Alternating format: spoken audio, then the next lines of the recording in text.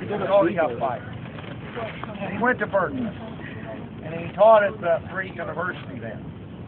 He was one of the leaders of the counterculture in the 60s. He was known as the high priest of LSD. And I used to sit in on his lectures. And his teaching was summed up in the slogan, turn on, tune in, and drop out. Turn on the drugs, tune into the counterculture, and drop out.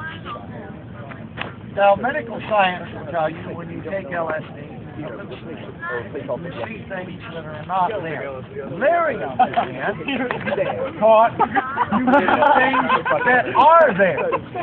But according to Larry, they're not in the material, natural plane, but they're in the spiritual and supernatural plane. Now, when I graduated from ISU Indiana State in '65, I was a materialist, an atheist.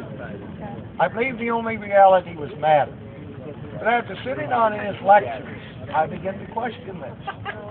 And then when I actually took LSD, I changed my mind. Because Larry was what the Bible would call a sorcerer. Sorcery comes from the Greek word pharmakia, which is our word for pharmacy or drug.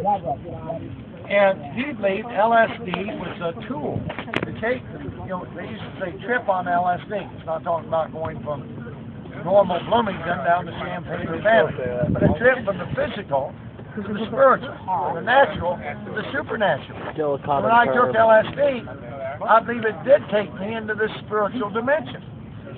And I became convinced there was a God, there was a supernatural dimension. I think this is a rather common experience that hippies in that era had. And then I did turn on, there and tuned in the whole counterculture scene and ended up dropping out. I was on my way to India to study under the guru, the Maharishi Mahesh Yogi. Well, I stopped along the way in Morocco, beckoned again by rock and roll. Have you ever heard of a group called Crosby, Stills, Nash, and Young? Guess what song I was listening to? I'll give you a hint. See how well you know geography. A major city in Morocco. We're not college students here. Marrakesh Express. It's kind of a rock classic. So I went to Marrakesh, scored some hash, and it was legal there. So it was cost virtually nothing what it cost in the States. So along the Atlantic Sea coast, I, lived in this hippie camp and practiced many forms of meditation and so on. But one day I got to thinking I ought to read the Bible. Before I go to India, become a Hindu, maybe I ought to study my own cultural and religious history.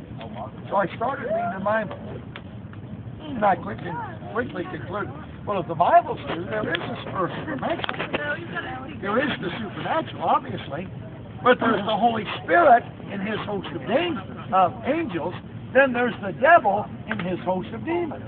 And I concluded if the Bible's true, the spiritual realm I've contacted through LSD and other occult things I was doing was the devil and his demons.